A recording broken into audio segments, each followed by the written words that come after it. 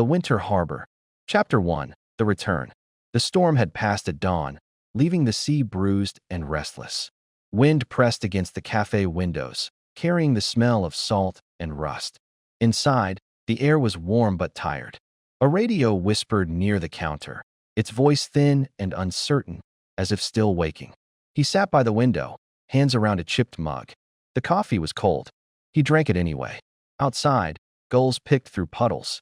Umbrellas lay broken along the street. The boats rocked against their ropes, heavy with rain. He stared at the newspaper spread before him. The ink had bled, soft at the edges. He wasn't reading, just looking, the way one looks at something to avoid looking elsewhere. Then, through the rain-marked glass, he saw her. She stood across the street, coat unbuttoned, hair dark with water. She didn't move, just watched the cafe, steady, uncertain. The sight of her hit like a slow wave, quiet but heavy. She crossed the street. The bell above the door gave a tired ring. The smell of rain followed her in. "Morning," she said. "You're soaked." "It's raining." A waiter wiped a table already clean. She ordered coffee. The boy left them alone. "You're still here," she said. "Didn't have much reason to go. I thought maybe you would." "I thought so too." She looked out the window. "Looks the same." "It does." "And you?" He smiled a little. "Older. You always were. That's what you said back then. You remember that?" "I remember everything that hurt." The coffee came. She wrapped her hands around the cup. The radio murmured something about tides. "I heard about your father," he said. "That's why I'm back. The house needs sorting." "I'm sorry." He'd like hearing that. He thought you were a good man who made one mistake. That was kind of him. He had his days. Outside, gulls screamed over the bins. "Do you still go to the harbor?" she asked. "Every morning." "Same boats?" "Mostly. Fewer teeth." She laughed. "Quick, real surprising. You should walk with me. When the rain stops." "Maybe." Still too much coffee. "It's the only thing that stays." Her smile held, soft and tired. "You haven't changed much." "Neither have you." She set the cup down. "I'll be at the docks." He nodded. "I know." The bell rang when she left. Quiet, final. He watched the door until the glass stopped trembling. Then he looked at his reflection in the window, the gray sea behind him, and thought how calm the world looks when it's only pretending. The rain ended near dusk. The streets glistened like dark glass, holding the last light. He found her waiting by the pier, hands in her coat pockets, hair loose again. The water slapped quietly against the hulls. A single buoy drifted and knocked in the current. They started walking. Neither spoke. The tide was going out, the smell of wet rope and diesel thick in the air. "You ever think about leaving?" she asked. "I did. Thought I'd go inland once. Didn't take. Too far from the sea. Too far from myself." They walked past shuttered bait shops and nets hung out to dry. A dog barked somewhere in the distance. "I missed the sound of this place," she said. "Even the gulls." "They missed you." "Don't romanticize the birds, Cal. You used to." She stopped near the edge of the pier. The sea stretched gray and wide, the line of the horizon lost in haze. "I thought it'd feel smaller coming back. Some things don't shrink. Neither do regrets." The wind caught her coat, lifted it slightly. She turned her face toward him. "You still angry?" "No. Just tired." "That's worse." "Maybe." They stood side by side, not touching, watching a fishing boat move out toward the mouth of the bay. Its engine droned like an old promise. The next afternoon came clear and pale. The storm had left the air washed and thin. He walked the narrow road toward her father's house, the one that faced the fields and the salt wind. He carried nothing with him. She was inside, moving slowly from room to room. Through the open door, he could hear a radio faintly humming, something from years ago. He knocked once. The sound hung in the air. "You came," she said. "You said whiskey." "Then come in." The kitchen smelled of cedar and dust. Sunlight fell through the window in a long stripe across the table. 2 glasses, a half bottle. "To the storm being done," she said. "To what's left standing." They drank. The whiskey bit sharp, then warmed. For a time neither spoke. The clock in the next room ticked like something steady and alive. "You fixed the place up some," he said. "It fixes itself if you leave it alone long enough." "That true of people?" "You tell me." She looked down at her glass. The light trembled in it. "I left because I wanted more. Thought that meant a way. And did it. For a while. Then everything started sounding like this town again. You can't escape your own echo." She smiled faintly. The wind rattled the shutters. I didn't mean to hurt you the way I did. Then we're even. There's still something here, isn't there? Maybe. Maybe what? Maybe memories louder in old rooms. She smiled again, sad, resigned. Stay a while, she said. If I do, we'll start saying things we can't unsay. Then don't say them. She turned to the window. The sky was turning gold. He watched her silhouette against the light, the same outline that had haunted him for years. Tomorrow I start packing, she said. After that, I'll go. You'll come back? She shook her head. No. This was the last storm for me. The clock ticked again. He listened until the sound felt heavier than silence. When he stood to leave, she didn't stop him. At the door, she said, "Thank you for coming." He looked once more. "Take care of yourself." Then the door closed behind him, quiet as breath. He didn't sleep.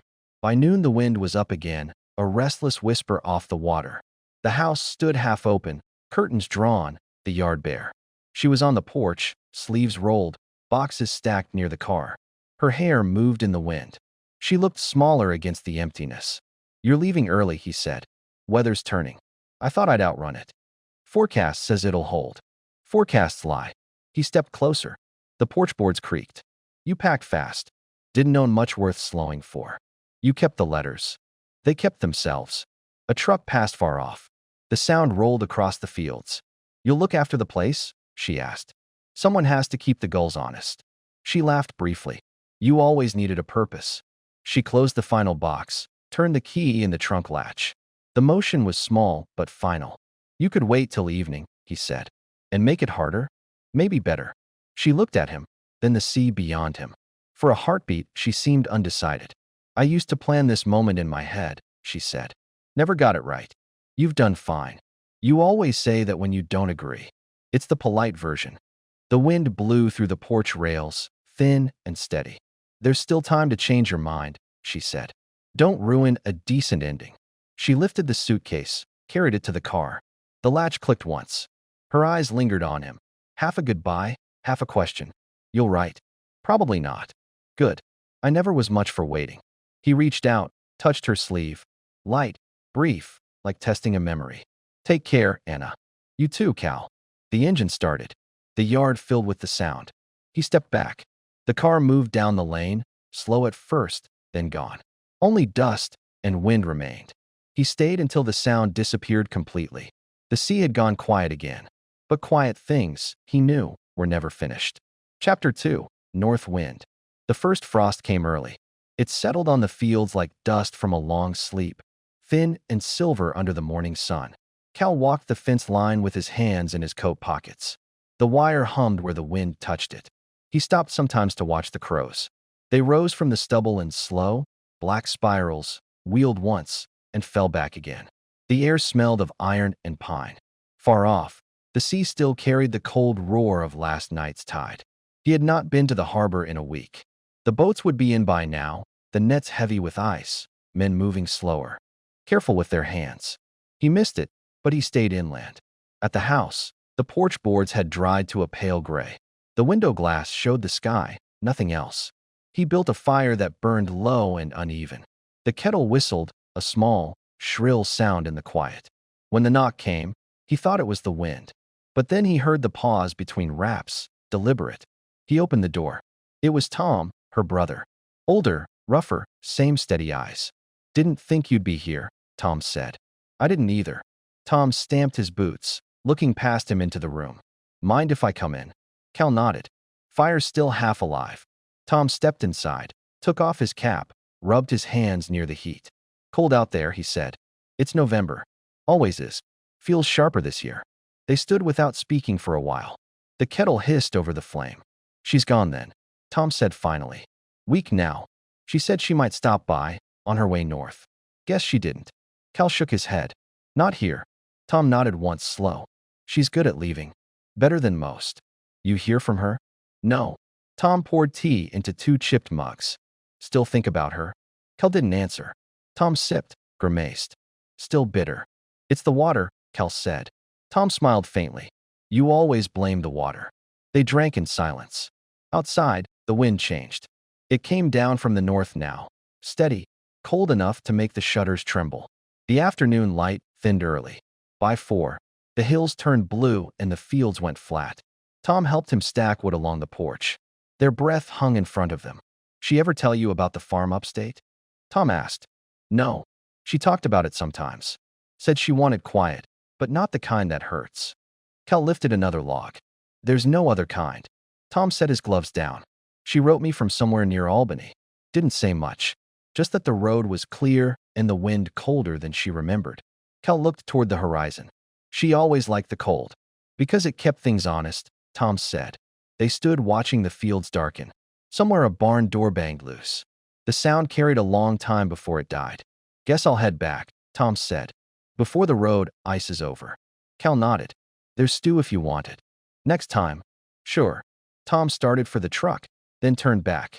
"She'll send a letter," he said. "Always does, once she settles." Cal didn't answer.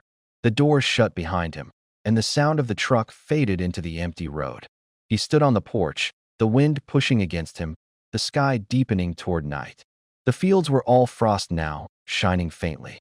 He thought of her hands on the wheel, hair caught in the light, the long road unwinding north through the dark. He didn't move for a long time. Only the wind did. In the morning, he went to the harbor again. The sea had turned steel gray, calm under the cold. The men were out, shoulders hunched, boots thick with salt. They nodded when they saw him, the way men do when nothing needs saying. He walked to the end of the pier, where the water sounded closest. A gull sat on a piling, feathers ruffled against the wind. He leaned on the rail, eyes on the horizon. It was clear enough to see the line of the mainland, faint and pale in the distance. Somewhere beyond it, she was driving through frost and light, the road stretching north and farther north still. The thought did not ache, not exactly. It sat inside him like the fire the night before, small, stubborn, burning low. He stayed there until the cold reached through his coat, until he couldn't feel the wood under his hands. Then he turned, walked back up the dock, and didn't look behind him. The wind rose again that night, hard from the north. It rattled the eaves and whistled through the chimney. He sat by the fire, the same chair, same half-empty glass beside him. The clock ticked loud in the silence. When the letter came, he didn't open it right away. He held it near the light, turned it over, saw her handwriting, small, careful, familiar. Outside, the wind pressed against the walls, steady, cold, alive. He thought about the roads she was following, the places she would stop, the way the world kept turning whether anyone stayed to watch or not. Then he tore the letter open. Chapter 3, The Letter and the Shore. The fire had gone low. Only the edge of the log glowed, breathing faint light into the room. Cal sat with the envelope in his hand. The paper was soft at the corners, smudged where the rain had found it. He turned it once, twice. Then he tore it open with his thumb. The letter was short. Her writing leaned forward, slanted, like it was in a hurry to be done. "Cal, the road keeps turning north. I thought it would feel like leaving, but it doesn't. It feels like circling something that never ended. There are mornings when I still taste salt in the air, though there's no sea for miles. I'm all right. The cold helps. I keep busy, the way people do when they've said too much and not enough. Don't come after me. Not because I don't want to see you, but because we'd only start over in the same place. Take care of the harbor." Hey, he read it twice. The first time for the words, the second for the quiet between them. When he set it down, the room felt smaller. He fed another log to the fire, watched the flame catch slow. Outside, the wind had dropped. The world was holding its breath again. He thought of her driving through frost, stopping somewhere to write by the window of a motel that smelled of old smoke. He pictured her hands on the paper, pausing after the word "take care." She would have looked up then, waiting for the next thought, the one that never came. He folded the letter, placed it on the mantel beside the clock. The next morning, he walked to the shore. The air was raw and colorless, the tide far out. Wet sand shone like steel. He passed the boatyard where nets hung frozen and stiff. A few gulls followed him, riding the wind with slow, even strokes. By the pier he stopped, watching the line of waves draw and fade. The sea was quiet but uneasy, the way a sleeping thing breathes when it dreams. He remembered the way she used to stand there, hands deep in her pockets, coat open, hair moving in the wind. She never looked at the horizon. She said it made her feel small. He had loved her for that, her refusal to vanish into distance. A fisherman passed him, dragging a crate. "Cold one," the man said. Always is, Cal answered. Storm coming again? Maybe. The man shrugged. There's always one coming. He walked on, leaving Cal alone with the water. By noon the wind rose again. It came hard off the water, stinging with salt. He pulled his collar up, started back toward town. At the cafe the door stuck before it opened. Inside, the air smelled of burned coffee and soap. The same boy worked the counter, older by a season. You're late today, the boy said. I was at the shore. See any different? No, just colder. The boy poured him coffee without asking. Cal sat by the window, same table as before. The glass was fogged. He wiped it clear with his sleeve and looked out at the gray street. The bell over the door rang once, and he turned, half expecting, then stopped himself. It was only the mailman, shaking rain from his coat. Cal smiled at the thought of it. How quickly habit becomes hope. That night, the storm arrived. Wind bent the trees sideways. The roof creaked. The sea roared against the wall of the world. He sat by the fire again, the letter still on the mantel. He read it once more, slower now, the way you might listen to a voice you know you won't hear again. Each line held steady, simple, final. But under the last sentence, take care of the harbor, he heard something softer, not goodbye, but trust. He stood, took the letter down, and slipped it into his coat. Then he went out into the storm. The wind caught him at once, full in the chest. He walked anyway, through rain and sand and the hiss of surf. The path to the water was half washed away, but he found it by memory. At the edge of the shore he stopped. The sea was black, alive, endless. He took the letter from his pocket, held it out. The paper trembled, then tore from his fingers and vanished into the wind. He watched until it was gone. He stayed there a long time, letting the rain soak through him, the sound of the sea filling every empty space. When he finally turned back, the horizon was clearing, thin pale light breaking under the clouds. It felt like morning pretending to be night. He smiled once, barely.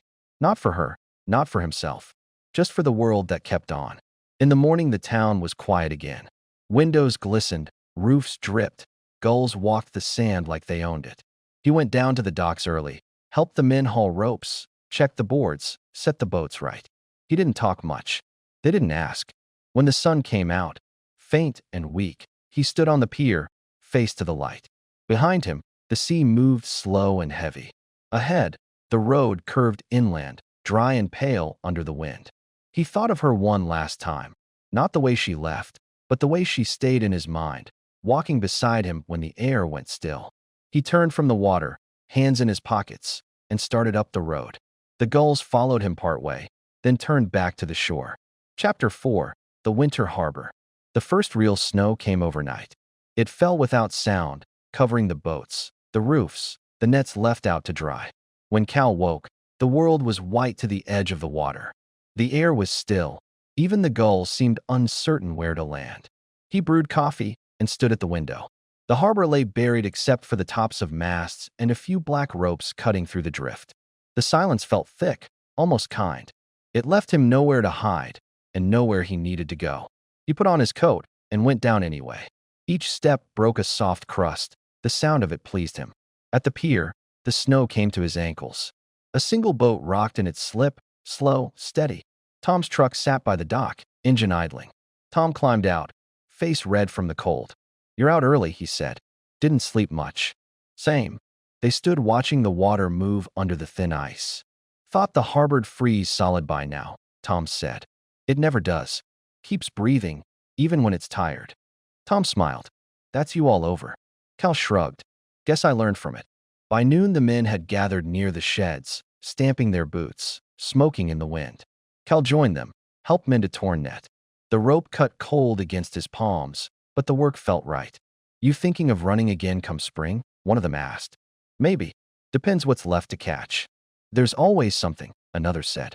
He nodded. The rhythm of talk, the smell of diesel, the clatter of tools, it settled in him like warmth. When he looked up, flakes were falling again, slow and wide. At dusk the harbor lights came on. He walked home by the back road, the snow crunching under his boots. In the window of the cafe, a few lamps burned low. The boy behind the counter waved. You closing early? Cal asked. Storm coming, the boy said. Same as always. Cal smiled. Always. He took his coffee to go, walked the rest of the way with the cup steaming in his hands. The houses were dark, the street empty except for the hiss of wind through the wires. At home he lit a fire, set a pot on to boil. He took down a small book from the shelf, a ledger once used for fish weights and tides. He turned to a blank page and began to write, not about her, not about loss, but about the day. The sound of snow breaking, the way the ropes froze silver, the warmth of work. When he finished, he closed the book and left it by the window. Days passed. The snow deepened, then melted, then came again. He worked when there was work, mended nets when there wasn't. The sea stayed close. It was enough. Sometimes, walking home late, he thought he saw her figure in the dusk, the shape of a coat, the tilt of a head. It was never her, but he didn't mind. The thought no longer hurt. One afternoon the wind shifted. It came from the west this time, soft, almost warm. The harbor water gleamed dark blue beneath the thaw. Tom was there, talking with a younger crewman about spring runs. He waved Cal over. "We're short one for the early nets," Tom said. Cal looked at the boats, the quiet line of them, their hulls marked and waiting. "I'll think on it." "Don't think too long," Tom said. "Winter's losing its grip." Cal nodded. "I can feel it." He walked the length of the pier. The boards were wet, but not icy. The smell of salt was stronger now, clean and sharp. He stopped at the end, where the sea opened wide, and stood there until his hands went numb. The world was moving again, slow but certain. He could feel the harbor breathe beneath him, the same steady rhythm it always had. It asked for nothing and promised nothing. That, he thought, might be enough. He turned toward the town, snow melting from the rooftops, a pale sun breaking through the cloud. Behind him the water murmured, patient as sleep. Chapter 5: The Thaw. The ice went in pieces, not all at once. It cracked along the harbor wall, drifted out, and vanished on the tide. The water turned black, then gray, then green again. By morning the air smelled of mud and salt instead of frost. Cal woke to the sound of dripping. He opened the window. Snow slid from the roof and hit the ground with a dull thud. The wind had shifted south. You could taste the change on it. Soft, wet, full of distance. He dressed without hurry and went down to the docks. Men were already there, knocking ice from the cleats, rolling out rope, checking the seams. The boats looked smaller now that the snow was gone, worn but ready. Tom stood near the water, smoking. "You're early," he said. "Couldn't sleep. Guess the season's starting to move." Cal looked at the sea. "Feels that way. You still thinking about running the nets?" He nodded. "One more trip. See if the old boat still knows me." Tom smiled. "It will. You and that boat grew up the same way, patched but floating." Cal laughed. The sound felt strange, light, almost young. They spent the day scraping paint, testing the engine, hauling out lines. The smell of diesel mixed with salt and thawed kelp. The sun climbed higher than it had in months. By late afternoon, the wind softened and the first gulls came back, thin and loud and hungry. When they stopped for lunch, Tom said, "You ever hear from her again?" Cal shook his head. "No letters since the first. Maybe that's her way of saying she's all right. Maybe." He finished his sandwich, looked out at the water. "Funny," he said. "Used to think I'd wait around for her to come back. And now I think she already did, in the only way she could." Tom didn't press it. They sat in the sun a while longer, letting the light do its work. That evening, the town smelled of smoke and melting snow. Water ran in the gutters, clear and fast. The cafe door was propped open for the first time since autumn. The boy behind the counter was taller now, voice deeper. "Feels like we made it," he said. "Almost," Cal said. He sat at the window again. The glass was clean now, the light stronger. People passed outside, laughing at nothing, just the air. He thought of the year behind him, the storms, the letter, the silence that followed, and realized it no longer felt heavy. It was part of the harbor, part of him. He didn't need to carry it. It carried him. He left a few coins on the table and went back into the fading light. The next morning the tide was high and calm. He and Tom pushed the boat out together, the hull sliding free of the mud. The engine caught after the third pull, coughing once, then settling into a steady hum. Cal took the wheel. The wind came clean off the sea, no edge in it anymore. He steered toward open water, feeling the shift beneath his feet, the familiar give of the waves. The town shrank behind them. The church spire, the row of roofs, the small dot of the cafe window. He thought, for a moment, that he saw her standing there, coat loose, hair moving in the wind. But it was only sunlight catching the glass. He smiled and kept on. Far out, the horizon turned a thin line of silver. He cut the engine and let the boat drift. The sea moved under him, slow, endless, alive. He took a breath. The air was cold still, but kind. Somewhere to the north, she would be walking a road lined with thawing fields, the sky wide above her. They were both part of the same weather now, carried by it in different directions. He leaned on the rail, closed his eyes, and listened to the water. It sounded like forgiveness. Epilogue, open water. The days lengthened. Light came earlier through the small window above the bed, soft and gold. Cal woke with it, every morning, before the bells, before the gulls. He liked the stillness before sound. It was the cleanest time, the moment when the sea decided what kind of day it would be. The harbor was full again, boats rocking, ropes creaking, voices carrying across the water. He worked when they needed him, mended lines, checked engines, gave advice that younger hands half heard. He didn't mind. That was how learning went. Sometimes, late in the afternoon, he'd take the small boat out alone. He'd steer past the breakwater, into the open water where the color turned deep and cold. He never went far, just enough to lose the sound of shore. Out there, the wind had a voice of its own. It spoke low, without words, the way the sea does when it's not angry. He'd sit with it a while, remembering less each time. The past no longer pressed, it floated. Names, faces, even pain. Each one drifted until it became part of the tide. One afternoon, he cut the engine and let the boat drift. The sky was clear, the water flat as glass. He leaned forward, hands on the rail, and felt the world breathing under him. He thought of her once more, not the leaving, not the letter, not even her voice. Just her standing on that first day by the harbor, coat open, the wind in her hair. It wasn't sorrow anymore. It was something quieter, like gratitude.